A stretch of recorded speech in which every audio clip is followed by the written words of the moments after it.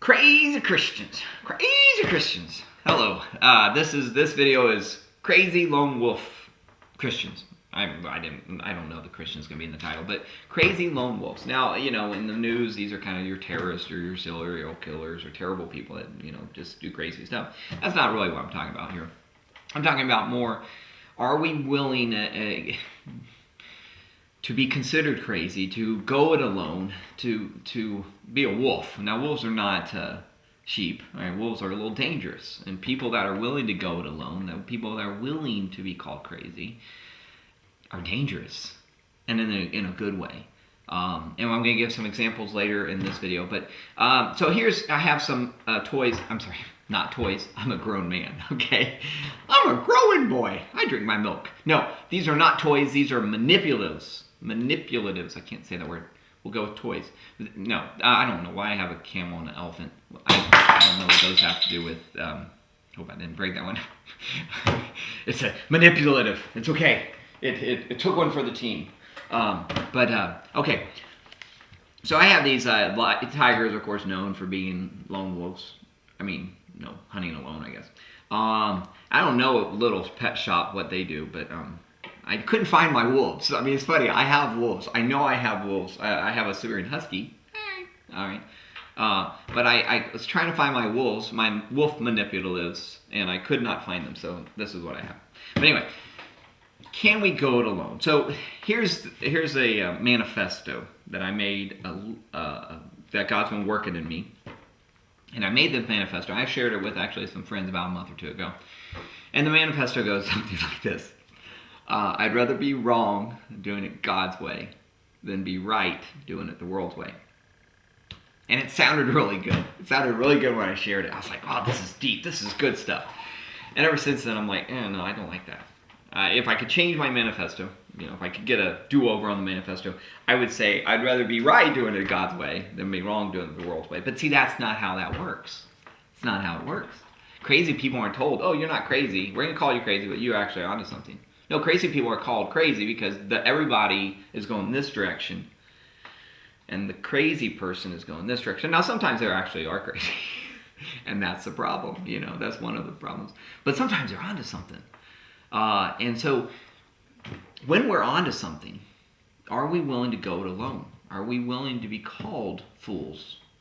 Are we willing to be called crazy? Are we willing to be called all manner of evil? And go it alone. That lone part stinks. It's not fun. And after a while, people stop calling you crazy. They just kind of dismiss you. And that makes the loneliness even more stinky, right? But that's the price sometimes when you're onto something. When you are you willing to make that sacrifice? Are you willing to go it alone? He became helpless to show we were wrong. So we follow God's own fool, for only the foolish can tell. Believe the unbelievable, come be a fool as well. Hello, this is Philip Vanstone, and this is the Philip Files, and I hear God. Right, I said this is a crazy lone wolf. Of course, I before you call the psychiatrist and get the straitjacket out, I don't know what's more logical. I mean, a lot of people pray. A lot of people pray, they pray to God and all that. What's more logical? People that pray all the time to God and they never hear anything, or people that pray to God and hear from Him? Now, when I say I hear from God, I have not yet, but I've known people that have heard audibly from God. I've known people that have had visions, or God has visited them, or angels, or whatever. And the Bible actually talks about this. This is not something that should be dismissed. Now, it hasn't happened to me yet.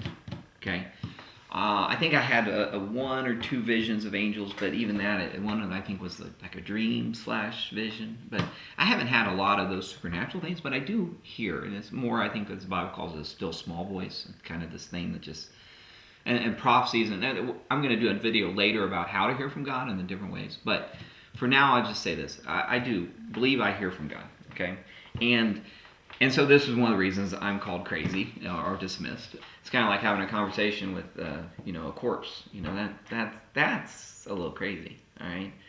Now to have a conversation with somebody who's actually there, or somebody, okay, this is a little different. And then some people say, well, God doesn't communicate. Right now, scientifically speaking, right now in this room, there are thousands of voices in this room. I'll prove it to you. Okay, you ready? I mean, there are literally probably more than thousands of voices. There are so many messages going on in this room right now, but I'm not receiving them. All right? Put down the phone. Don't call the psychiatrist. Don't call the mental hospital yet. Okay, let me prove it to you. Radio! And now you're like, well, radio waves. Well, that's not fair. Well, that's the point. There are radio waves bouncing all over this. There's satellite signals coming in. Okay, there is so much going on the electromagnetic spectrum. And I'm not picking it up because I'm not tuned into it. Okay, now this radio, stay safe, people. Okay, this radio can pick up these things. All right, I have a satellite dish network, I guess, and that picks up hundreds of channels. Okay, there's a satellite on the roof of my house picking up hundreds of channels. Right now, there's messages going out. Okay, there are messages bouncing in my head, all over this. Now I don't hear them, I don't receive them. So why we know scientifically that there are these messages, there are these voices? Then why is it that we don't think God's talking? We don't think God's trying to tell us stuff. I think He is. Are we tuned in? And that's where getting before the Lord, getting quiet, removing distractions, praying, reading the Bible, and seeking Him, and then asking Him questions. I found that most of the time I get answers when I ask Him questions. He doesn't just, now sometimes He just pops things in there, or He just, speaks up. But for the most part, I hear when I ask. And I'm learning to be more specific with my questions because sometimes I believe I hear from God. Okay, so that makes me a little crazy. Or counter, I'm going against the flow. You got all the people going this way, I'm going this way. And so this causes some questions. This causes some concern. I mean, am I, anyway. Okay, now, I don't always interpret it correctly, though. One of the things I say about the Bible, I believe the Bible is 100% true, the inspired Word of God. Now, my interpretation of the Bible, I don't believe that's 100% true. I've said this elsewhere, but I am wrong. I know I'm wrong. I don't know how I'm wrong, and so that's where fellowship with other believers and, being honest and being open to change and being malleable, being able to change. So I hold tightly to things, but at the same time I'm willing to adjust positions and learn and grow. I think it's called in education, it's called a learner's mindset or a flexible mindset. I'm always wanting to learn. Now I'm a little stubborn and dense at times, so I do like to learn eventually. But I don't always interpret things. So I hear from God. Sometimes I like and trying to decide what to share with that. But sometimes I'll hear things from God, and I assume it means one thing, and later God's like, no, that what I meant was this, And so sometimes I jump in a little too quickly, and that can be a problem. So kind of being a little more patient and kind of hear and kind of test things out and kind of work things out. But okay, so one example of God speaking to me recently, about a year ago, I was praying. I was asking God, and this is a question I asked God. I said, do you want me to, because there was this opportunity in Tulsa where I live now, and I lived in Arlington, Texas, and do you want me to move to Tulsa? Or actually, I think the question was, do you want me to move? Because I just quit my teaching job. I taught for 14 years. I quit that in June, and I was developing some other business. I had, anyway. And so I was like, do I move to Tulsa or do I stay here? And I went to work out, and for some reason, again, this is kind of how one of the ways God speaks to me, is I was like, I have like 2,000 songs on my iPhone. I love music. So I listen to music. Well, Amazon Prime has their thing, and so I was like, didn't at that time listen to Amazon Prime too much, but I clicked on Amazon Prime and I saw, oh, there's an Audio Adrenaline. There's an Audio Adrenaline CD, and I'd listened to them a lot growing up, and I'd never heard the CD, so I was like, oh, and I just hit play, and guess what the first song on the playlist was?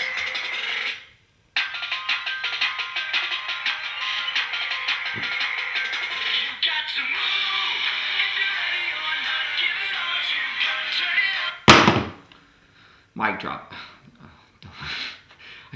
It cost me $250 the last time I broke that screen. I probably shouldn't do that for dramatic effect. I should be like, mic drop. Okay, you got to move. So this, now, is that a coincidence? Some people say a coincidence. Yeah, okay. Yeah, God didn't offer, you got to move. No, it was a song. The song was on him. But God kind of led me to that song, and the first, you got to move. Now, and so over the next few months, as the things went on, I moved. Now, it met with some resistance, to put it mildly.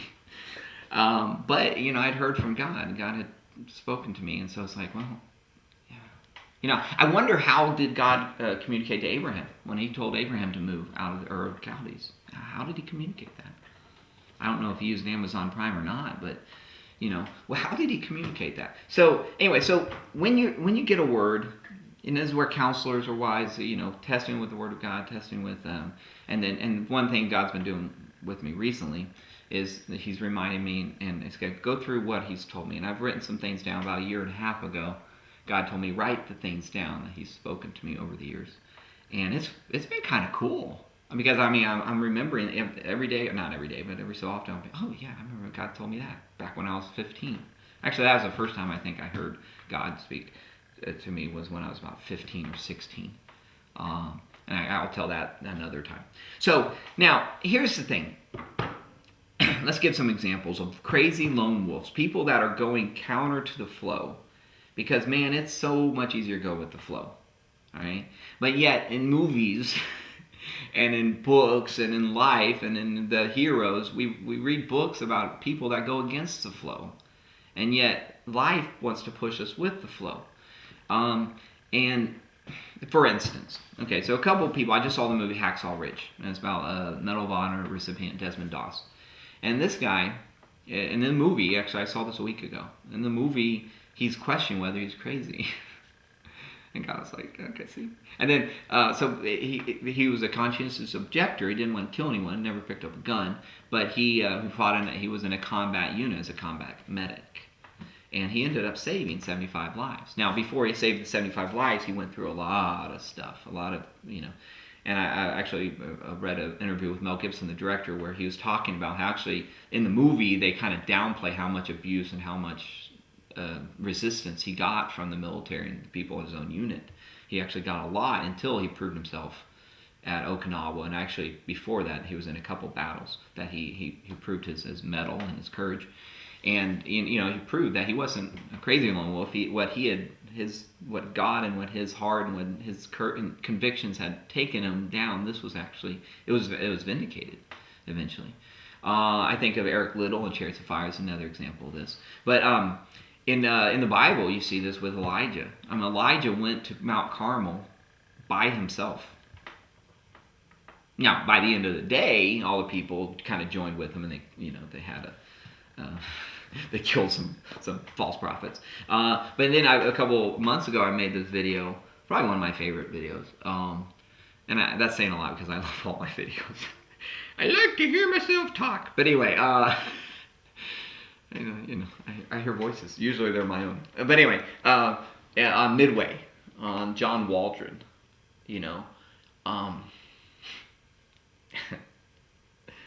man, I'm sad. My daughter's always asking me, daughter Abby, she's always asking me, Dad, are you crying? Are you crying? She's got this fascination with me crying for some reason. So I'll have to, next time she's coming up in a week, I'll have to have her watch that video because I'm on the verge of tears the whole video. But John Waldron, he was a lone wolf. He's a crazy lone wolf. He had a destiny. He had this thing. And if you watch the video, and it cost him his life. And he's buried at the bottom of the Pacific, And that's the thing about being crazy. Well, sometimes they're vindicated. Elijah was vindicated. Desmond Doss and Hacksaw Ridge was vindicated. Churchill, before World War II, Churchill was standing up and saying, "Hey guys, this is Adolf Hitler. We gotta watch out." Nobody listened to him. One of my favorite men, and again, kind of tragic. It's tragic. So being a crazy wolf doesn't always mean you're going to get the accolades and people are going to make movies about you and say, "Oh, you did it right." One of my favorite kind of weird stories in the Bible is David and his mighty men, and he's thirsty. And two of his men, I think a brother of Joab and another guy, they sneak into the camp of Saul to this spring, and they take water from the spring, and they take it back to David. And when David finds out what they've done, they risk their lives to get him water. And I remember reading this when I was growing up. I was like, I didn't get it, but David pours the water out.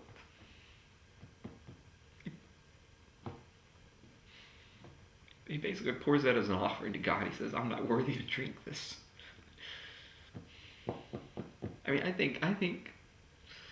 I think there are many lives, and you see this in Hebrews chapter 13, 12, 13, where it talks about the world is not worthy of them.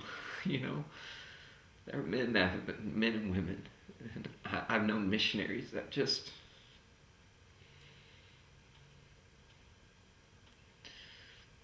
you read missionary biographies. I've read a lot of missionary biographies growing up, and I want to make a movie on Lords of the Earth. That's a completely different thing. It's one of my favorite missionary books. But, so David pours out the water as an offering to God. He says, "You risked your life. I can't drink this. This is too valuable. The only person worthy is God." So he pours it out as an offering. I didn't get that at the time. But I think there are a lot of lives, there are a lot of people who God says the world's not worthy of them. And the world won't acknowledge them. The world won't even recognize them. One of my favorite kind of men along this vein, now we understand what he did now, but was a doctor by the name of Ignaz Philipp Semmelweis. And he was a Hungarian doctor in the Austria-Hungary Empire around the 1840s, 1850s. He's in Vienna, and he watched. He was a doctor, and he's worked with delivering babies and so forth in obstetrics. And a lot of the women would die in childbirth or after childbirth from different fevers and stuff. And he was like, "What's going on here?" So he started asking questions. And he noticed something. He noticed that doctors and people, the staff would come from the morgue, from the where they kept the dead bodies, and they'd come into the obstetrics unit, and they'd just wash their hands slightly or whatever. And they'd come in, and the 30% mortality in this ward. And so women would actually, because on one day they'd go to this ward, on the other day they'd go to the ward where the midwives were. And so women would actually stay in the street, in labor to avoid going on the day that they went to the ward with the doctors. They wanted to go in the ward where the midwives were. Well, the midwives weren't going back and forth to the morgue, right? So Ignaz sees this, Dr. Semmelweis. He sees this, and he starts making this connection, and he comes up and he says, "You know what? We can't do just wash we got to wash our hands with lime and with some hard detergents. We can't just go from here to here. We got to do disinfectant, basically, is what we call it now. We got to do some serious disinfecting and not take the germs from here to there." Of course, they don't know anything about germs yet. Guy gave away something there. They don't know about germs, but there's something, and he's on to something. He's on to something. And so he's in charge of that ward, and so he does it. He said, "Okay, this is how we're going to do it." And the mortality rate goes from 30% down to less than 1%. How many people are alive today? And you would think, nothing succeeds like success, and Dr. Semmelweis is successful. You'd think you'd be. No, the other doctors turned on him, and he may not have been the most diplomatic person, but the other doctors turn on him, and eventually they kick him out, and when they get him to leave or they get him out of there, they go back to what they're doing, and the mortality rate skyrockets again. And his reward was eventually he was called crazy, literally, and he was committed to an insane asylum. I know I joked about that earlier, And within 2 weeks, the guards beat him, and he died of an infection at the age of 47 years old. Some reward, right? Some reward for... And of course, now he's vindicated. Now people look at him as a medical pioneer. And later, Louis Pasteur and then Lister, Dr. Lister, they kind of came up with that's where we get Listerine. All right? Pasteur kind of came up with germ theory. And of course, that's a crazy idea when you first think about it. Invisible green or invisible armies of people, things attacking your body. Sounds, like a demonic thing, but no, they're little germs, these little invisible, not visible to us. And of course, Louis Pasteur and then Lister. And now we know, yeah, germs. You wash your hands. Disinfectant is a big thing in surgery. You have all this stuff. But Dr. Semmelweis paid the price, but he was right. And then now, of course, how many people's lives have been saved directly and indirectly by Dr. Semmelweis. So I guess to end this thing, can you go it alone? When God has revealed something to you, or you're on the right track, and can you go it alone? I just did a video a couple weeks ago on the Texas Revolution, and Sam Houston kind of did a similar thing. Everybody was calling him coward. They were calling him, but he had this notion. He knew what he needed to do. He knew if he engaged Santa Anna too quickly, he was going to lose. He needed to retreat. He needed to withdraw, and he needed to pick his battle. And he was called a coward and so forth. But he knew what he was doing. And you see this with men and women who they hear something. Maybe it's wisdom, or maybe it's their experience, or they know intuitively. Now this is what we need to do, and they stick with it. And that's hard. That's hard when you're alone. That's hard when people reject you or people just dismiss you. It's hard. And I haven't experienced it to the degree a lot of these people have, so I'm not going to play the martyr here or anything like that. But here's the thought to close on. And again, the answer you give, if you're watching this, I'll do that. Well, be careful, because it's not, the test is not while you watch this video. The test is in life. And how do you live your life? What decisions do you make? But the question is, am I willing to be rejected, thought of full and dismissed?